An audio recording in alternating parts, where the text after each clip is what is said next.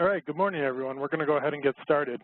My name is Andrew, and I'll be your host this morning for our next Get the Most Out of GoAnywhere event focused on our PCI DSS security settings audit report.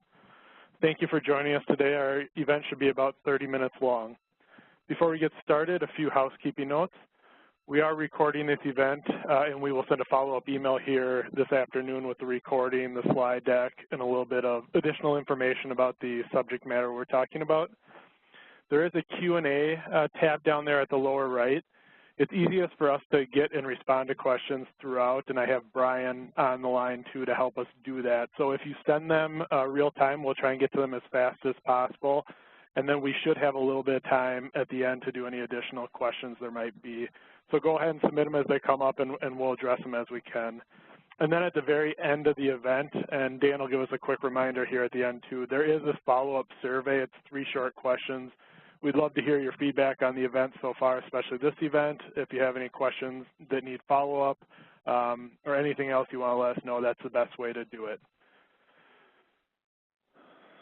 Let's take a look at the agenda today. So we're going to start out, and before I introduce Dan, we'll talk a little bit about PCI DSS and the security settings audit report. And then we'll kind of jump right into seeing the report in action with a use case, a live demonstration. And like I said, we'll finish up with a little bit of Q&A and a little note on the upcoming webinar series. So you all should be familiar with Dan Freeman at this point. He's our Senior Solutions Consultant here at Health Systems and kind of our resident expert in this area. So I'm going to kick it over to Dan to get started. Dan, are you there? I certainly am. Thank you. And you should have presenter rights, so go ahead and take control. All right, I appreciate it. Thanks, Andrew. And thanks to all again for joining us today in this exciting episode of Getting the Most Out of GoAnywhere PCI Security Settings Audit Report. Yeah, I know. I think for most of us, when we think of security and privacy compliance, we think of, well, a lot of work among some other expletive things. But for most of us that are responsible for systems containing or transmitting sensitive information and are in the direct line of fire of auditors, compliance usually follows us with an uneasy churning of the stomach. And as if it wasn't enough, the need to protect the sensitive information, there seems to be countless number of compliance regulations depending upon what industry you are in and what kinds of information you are actually working with.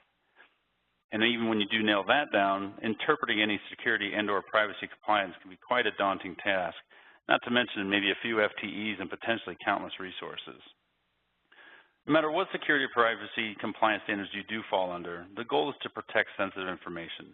Whether customer, financial, health, federal, or state agency data, it is our duty to protect the confidentiality, integrity, and availability, or the CIA, of sensitive information.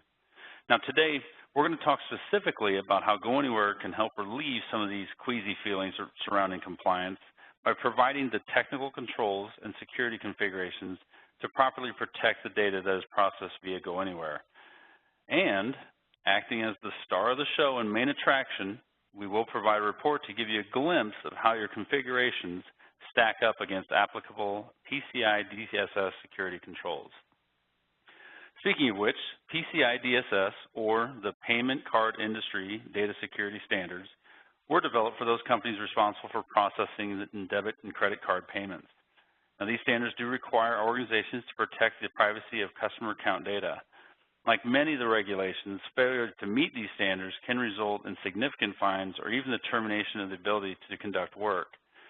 In fact, the consequences of not being compliant in PCI range from $5,000 to $500,000 levied by the banks and credit card institutions. Now, there are 12 main sections or subject areas with multiple sub-security controls that total over 200 security and privacy controls in all. Now, for the most part, the key concerns are encrypting data, whether it's in transit or at rest. We must make sure that we're using the appropriate industry-strength algorithms, cryptography, and cipher suites to make it virtually useless in the unfortunate event of a breach. We also must control the access to cardholder data. Access control is essential security concern across all compliance regulations, and PCI is no exception. From password policies, job separation of duties, and least privilege via detailed role-based access control administrative users, to the aforementioned encryption capabilities. In general, we must maintain secure systems and networks. Now, one of the hardest tasks to overcome when dealing with compliance is interpreting and mapping the numerous controls to your environment. Not to mention getting your boss to cut the check for all the tools needed to do so.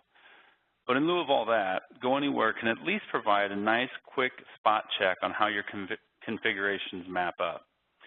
Now, speaking of the boss to cut the checks for these tools, one of the additions to the latest version of PCI DSS 3.2 was to require implementation of a top-down approach from senior management to be involved with and enforce the creation of the security program, which is essential for user and company adoption. So, even though compliance can be a pain in the rear, it can definitely be a driver for C-levels to put pen to paper. Now, introducing our GoAnywhere Security Settings Audit Report.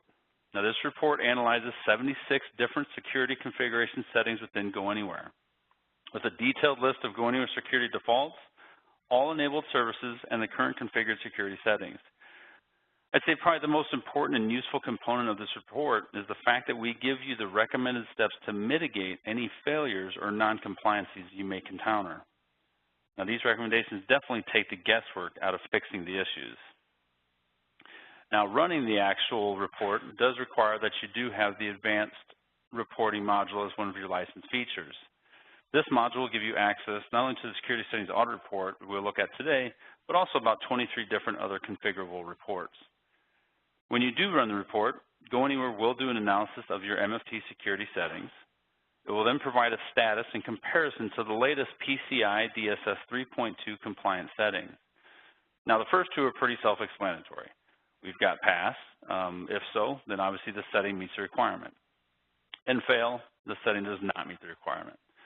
Now, if you get a warning, this is indicating that the setting may need to be investigated further. An example could be if you don't have our FIPS 140-2 module enabled, this would provide a warning even though you could still explicitly only allow NIST-approved algorithms and ciphers without having that setting do it for you automatically. A little confusing probably? Well, we'll take a look at that exact example when jumping into the product in just a second. The not applicable, this usually means that a check on the setting is not required, most likely because you don't have a feature enabled or licensed within the product. And then fatal. Now, it does sound terrible, but it's an indication that a configuration problem prevents GoAnywhere from accessing the appropriate data. Definitely not the same as failed, but rather when trying to access that file that pertains to a particular config setting, we're unable to for whatever reason. Now, although you can run the report at any time on an ad hoc basis, you can definitely configure the report to run on an automated basis using GoAnywhere Job Scheduler. As you may or may not know, all the reports available in the advanced reporting module are available as tasks within the projects. Now, these projects can not only be run on a scheduled basis to generate the report, but also the project could then distribute the report in a multitude of ways. Whether you want to email the CISO of your organization or maybe a sysadmin for review, or maybe place a copy into an encrypted folder location for archiving. Or, if really ambitious, you could actually generate the report and potentially send to your auditor via GoAnywhere secure mail task within the actual product. With that, let's go ahead, and Andrew, I'm going to ask, make sure that you guys are seeing the screen. You guys able to see my screen up here? Yep, we can see it. All right, great. Okay, this should be pretty familiar to you. This is going to be the administrative console of GoAnywhere MFT. As we mentioned earlier, we are going to need the advanced reporting feature to run the security audit report. To find that out, you can go to Help and License and actually check the Features tab and see if you have the advanced reporting feature. If not, I am very confident that your sales representative can help you in getting that configured for you. In lieu of that, let's go ahead and jump over to the report section. Here, we're just going to have these 24 different canned reports, whether on system utilization, user utilization, but the one that we're going to look at and take a peek at today is going to be the security settings audit. A couple things we can configure here if you want. You can change the name to PCI audit, and we'll just give it, today is not the 10th, today's the 11th, right? Yeah, 2017. And we'll keep it in portrait. We'll go ahead and run the report. So this is going to, again, go through those 76 different security control settings and give you any of those status. One of the couple things to look at within this report that we're looking at, the environment variable is something that you can configure within your global settings. I highly recommend it. It is nice to know, not just from this report standpoint, to know that where this actual audit is coming from. One thing I also want to make a side note on before we get into this report is you will notice this is a demo machine. So we did set up some things for failure just so we can show you guys how these certain settings can be pass, failed, or other types of status. Just definitely wanted to point that out. But also the environment tag can be tagged within other system alerts, whether jobs fail or successful. It's nice to know whether it's your demo or maybe your production environment. And then we have our 5 status settings here with the total count of each.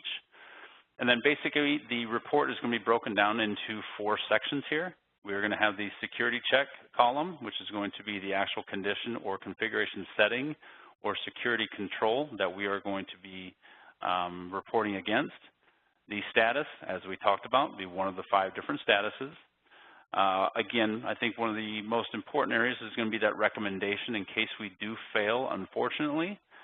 We will give you those mitigation steps to tell you exactly how within the product to fix that so we can get rid of that failed and let's get it back to where we want to see it, back to that pass section or status. And then we map it to that PCI DSS section. For the most part, again, as we talked about, there are 12 different sections, and we go in numeric order from 1 down to 12. There are a couple of different areas here that there's some similarities in the actual sections, so there's a little bit of cross, but for the most part, it goes from 1 down to 12. All right, I'm going to leave that report open. That was us running the report ad hoc, just kind of going out here, clicking on this, and going ahead and running it in a ad hoc fashion. But as we talked about, and as I'm sure you guys know, if you don't, we do have an enterprise scheduler, so we could actually schedule this to be run on a scheduled basis. Now within here, we'll look at our pre-configured scheduler. Not going to dive too much into the actual scheduler product, but for the most part, what we're doing is we are going to kick off a project that has the security settings report task that we mentioned earlier in the project to develop that PDF report that we just looked at. In this case, we set it for a weekly job to run every Wednesday at 10:05. So that was about 8 minutes ago. So hopefully I don't get egg on my face and everything went as planned, and we'll have a project that ran about 8 minutes ago. But moving forward, we can also give some built-in email notifications on the scheduler whether the job completed successfully or it actually failed. Before we get to the fact of whether I failed or not, let's go ahead and take a look at the project that it's actually calling first. This is going to be the Security Settings Report project. So let's navigate over here. We'll go down to Security Settings Report. And again, like I mentioned, there is the reports component library section where it has all of those custom reports that we looked at from the advanced reporting module, one of them being the security settings audit. And again, this is going to place a PDF document of the actual report that we looked at just a second ago. If you're not familiar with the advanced reporting, or unfortunately you didn't attend our advanced reporting, or I'm sorry, advanced workflows module, we can output those into variables. And I'm going to do just a couple of different possible tasks that you could do, kind of like we mentioned here. In this case, we're going to run this every week, and we're going to send a copy to our CISO. Put in some information, have a nice message that says, here's the monthly security settings report for our super efficient and money-saving GoAnywhere managed file transfer solution. I mean, what a great message. So he can have a nice little copy with the attachment of the secure report right there. We could also, if we got ambitious, we could leverage our secure mail feature within GoAnywhere to send securely the actual package or the actual attachment as a package to our auditor or whoever we wanted to securely. Or we could simply just copy that report that we generated to a certain location on our network. So just a couple different ways or a couple different things that we can do. Let's go to the completed jobs and look for 10:05, and it looks like it actually ran successfully, so that was great. Let's take a look at my email, if I can drag that on over here. So we get to see, here's an example of the actual email getting sent to our CISO. Here's the monthly settings security report, and here's an actual, the actual built-in notification saying the job completed successfully, and actually the secure message to where I would actually have to have an account, but I could go in and download that file from the secure mail portal. So that was good. No egg on the face, real-time schedule. So that's good to see. All right, so let's get back to the report, and we're going to talk about, as we mentioned, the PCI DSS 3.2 does have 12 requirements. We'll go through just a couple of them. We'll go through all 12 and just kind of highlight one or two within the actual report and talk about how we can either mitigate it or how we're actually being successful at the current moment. For check 1, the actual regulation reads, install and maintain a firewall configuration to protect cardholder data. So for us, for GoAnywhere, where that is applicable is our GoAnywhere gateway device. Now our GoAnywhere gateway device is a software-based forward and reverse proxy that is installed on any system, whether physical or VM, sitting in your DMZ. Now, a couple of good things to note are some things that we do like to point out about our GoAnywhere gateway. One, no data or no sensitive information is ever going to sit out in your DMZ. And two, we are not going to increase your threat vector because we don't have to open up any additional ports from your DMZ to the internal private network. Now, the way that we do this is we have a controller port all configured from your MFT on the internal network. And upon startup, we're going to open a channel from inside the private network out to the DMZ, the gateway DMZ. It's going to give all its service mappings, everything that you configure down here, whether it's HTTPS for the web client, SFTP, whatever it is that you're mapping. It's going to give all that configuration so that when someone does come in, they'll come in through your external firewall on, say, port 22 on SFTP. The way that it's going to check is go over that pre-existing controller port here, go back, check in with MFT, make sure everything's okay. If everything is, we will open up a separate port, again, from internal MFT going out the firewall to the DMZ and go ahead and broker that connection. So in that case, again, it's just streaming information from outside the network to your private without anything ever being staged or housed within the DMZ and no inbound ports needing to be opened from the DMZ to your private network. Another nice feature of the gateway, as far as your compliance goes, all the communication can be set up to be SSL enabled, so encrypted communication between the MFT environment and the actual gateway, as well as a shared secret. And this can kind of get away from maybe some of those internal or maybe having somebody install a rogue MFT version instance and try to maliciously connect up to that gateway and do some configurations unauthorized. All right, let's go back to number 2. Number 2 reads, do not use vendor supplied defaults for system passwords and other security parameters. I think this one's pretty much a no-brainer. Hopefully we do this even at home on our home routers and things like that. Always change the default usernames and default passwords at the very least. That's obviously the first thing people are going to guess upon when they're trying to hack into your system.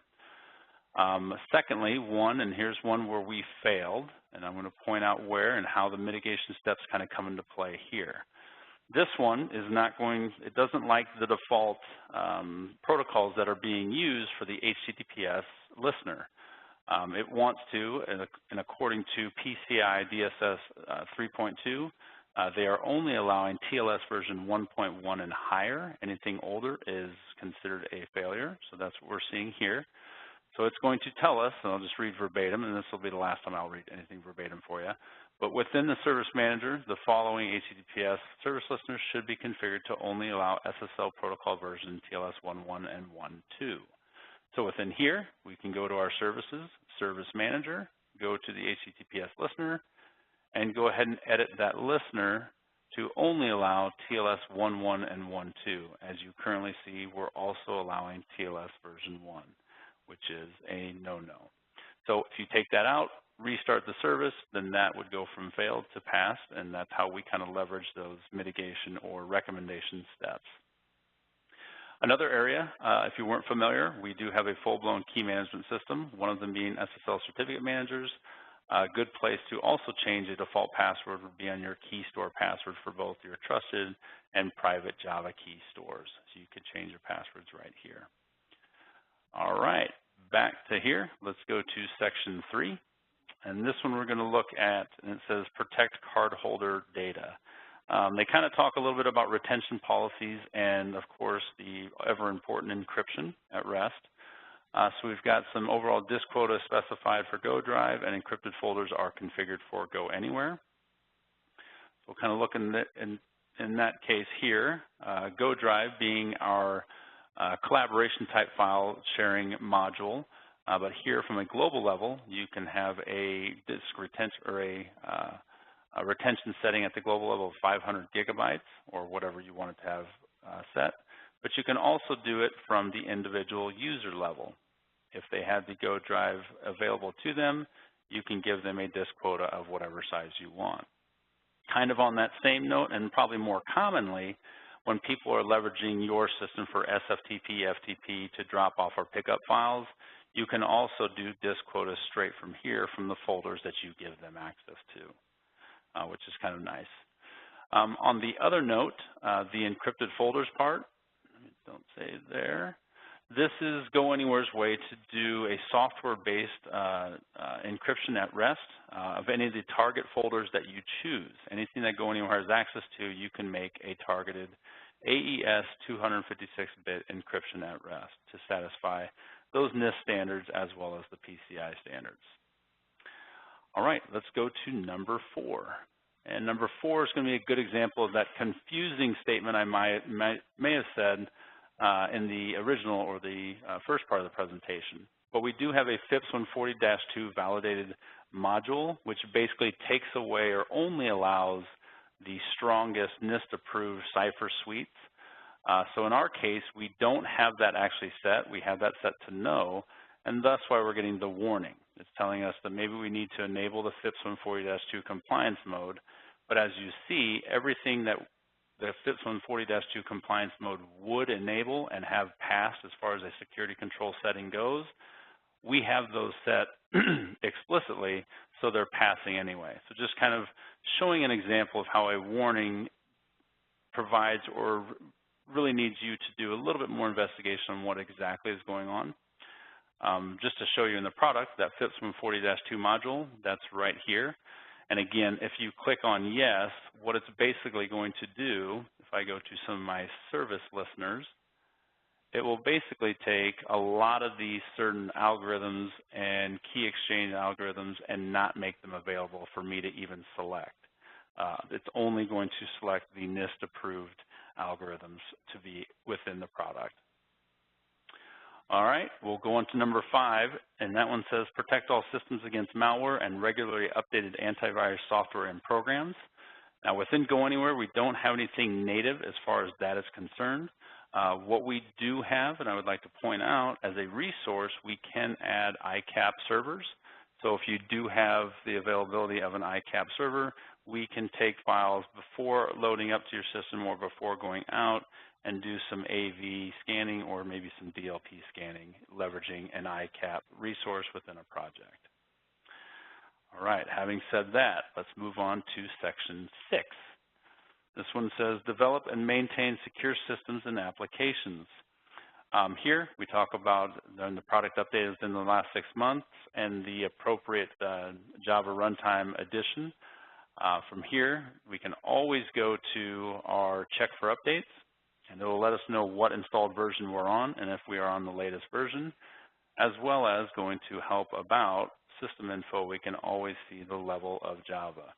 But like I mentioned, the latest versions are going to make it a requirement to be on those latest JRE versions anyway for you. Let's get back over here. One of the other ones on section 6 is going to talk about some brute force denial of service and IP filtering. We did pass on this one here, and that is going to be located within our automatic IP blacklist feature. Within here, you can configure as far as very low to very high, depending on the settings that you want and whether the ban that you want on that being permanent or on a temporary basis. You can definitely put in these certain usernames, choose what you want in here. If you ever have questions, as you guys have probably heard me say before, or someone maybe in support have heard before, if you do have questions on what some of those very high-end settings mean, you can always hit the question mark to get a little bit more in depth on exactly what those mean. All right, let's keep going here. Let's go to number 7, restrict access to cardholder data by business need to know. On this one, we failed. We have more than 2 SEC offer roles, but here what I would like to point out is within the GoAnywhere, what's more important, I think, from an auditor standpoint, is having that job separation of duties, and you can provide least privilege with your administrative users with our 16 different very detailed role-based access control administrative user types. So depending upon what your administrators need to do, you can give them their certain roles. And also certain things within the product, say people need to have access to certain databases, you can always on an individual basis give certain permissions to a lot of the resources within the product as well. All right, let's move on to number 8. 8 mentions identify and authenticate access to system components. And in here, we've got inactivity. We should be making these users inactive or deleting. We'll kind of look at a couple here and then go into the product here in just a second. Some of the service listeners are not set to or set too high of a timeout session, and then some password policies that we're passing. Here, let's look at the one that we failed, the HTTP admin server. What I'm actually on right now needs to be 900 seconds or lower. So if we actually went to and go to our admin security settings, this is where we would change that down to 900 seconds or lower. Some of the more, I think, important settings, looking at the web user side, the folks that are logging into your system to leverage those services, are going to be the settings on disable web user accounts after how many invalid login attempts, as well as the password policies. If you're an Active Directory user, these will look very similar to your Windows Directory Services ADM or group policy type password policy settings. All right, number 9, restrict physical access to cardholder data. Again, another one that GoAnywhere is not explicitly really responsible for, but I do like to point out that you can provide, although we can't provide that physical security, we are flexible enough to install on virtually any platform, so you could choose where it actually physically resides, I guess is my one answer to that one. And then 10, we'll say track and monitor all access to network resources and cardholder data. This one we definitely do within the system. We have a lot of different options through our log settings. Depending on which log, you can definitely set the retention period within the database that it has access to, as well as when you purge it, where those actual files are going. Not to mention, if you already have a centralized syslog server that you like to use and would like to push these to, you can definitely do that as well. From an individual log standpoint, it's also nice to know, and auditors are definitely going to want to know, what your admin users are doing to your system at what time, who's making those changes, and what those changes actually are. So we do have an administrative log to do that exact requirement, as well as any of these service logs when people are logging in, if they're submitting packages, downloading files, what they're actually doing. We separate that out by those service logs. The last 2 regulations, again, GoAnywhere doesn't have a lot of explicit applicability to. The 11, regularly test security systems and processes, and 12 is maintaining a policy that addresses information security for all personnel. So again, this is kind of a quick overview of some of the settings that we have, what the report will give you from a GoAnywhere perspective. And again, I think the most important part is those mitigation steps. And although this is mapped and geared toward PCI DSS, most of these controls, if maintained in a pass status, will definitely ensure protection and prove due diligence on your part to hopefully pass that audit. With that, I'm going to go ahead and pass the mic back to Andrew. Andrew? Great, thanks, Dan. That was a great overview. Looks like we did have a couple questions come in while you were speaking, so I'll throw those your way. The first one's around FIPS. How does FIPS come into this encryption and cipher suites? Well, the Federal Information Processing Standards, those are going to be determined by the NIST standards and those algorithms that we have. So basically that FIPS module is going to take away anything that is not NIST approved as far as, like for the example of the SSL and TLS protocols. If you had that FIPS processing or 140-2 module selected, nothing SSL 3.0 or TLS version 1 would even be available for you to choose in the application. So it literally just takes it away from you to even, I guess it's kind of like an option to protect yourself from yourself, I guess. Okay. And then it looks like, is there a way to link up the security check settings with the location of where you make the corrections? That is a good question. I might have to get back on that one. Actually, mention that one again real quick. I'm just trying to think of that one. Yep. A way to link up the security check settings with the location of where you make the corrections. Well, yeah, those are going to be, if they failed, you're definitely going to know where it is just by the recommendation settings or instructions. But as far as if they've passed, yeah, that's a good question. But definitely if they fail, that's the whole point of the recommendation. It's going to tell you exactly where in the product you can go to fix that. Yeah, I'd have to get back on the other part, though, if we actually have a mapping.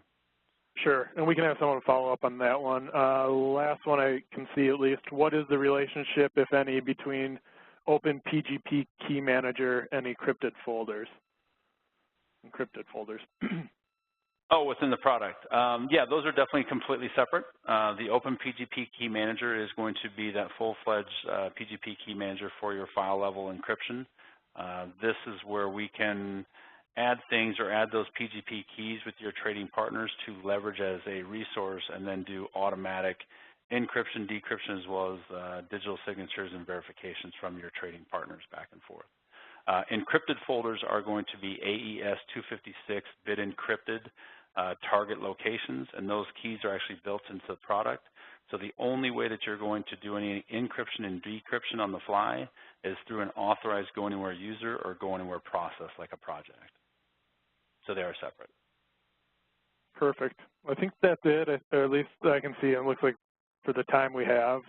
Brian has answered a few of these as well. So if you have additional questions, again, there's a survey at the end you can fill out, put them in there. The ones that we asked here that weren't addressed, we can have someone follow up to. In addition here, I do show this PCI DSS and GoAnywhere MFT data sheet. We'll send that as a follow-up in the follow-up email, and it gives you a lot more detail based on what Dan has covered today. Also, for the rest of the year here, we do have 2 more in our series, so I believe this is our 3rd of 5 we're doing this year, and it seems they've been going over pretty well, so we'll continue to do this. We will cover secure forms on November 1st, and then we'll do a web services piece on December 6th, and that will round out our year, and then we will look into 2018 for some other opportunities. These are posted on our website. We will continue to send out communication, and there's a link here at the top that you can go to if you have yet to register for the upcoming events. With that, I think that's all we have today. So Dan, thanks again for taking the time to go over this report with everyone, and thank you to everyone else for attending. We'll catch you on the next one. Yep, have a great day.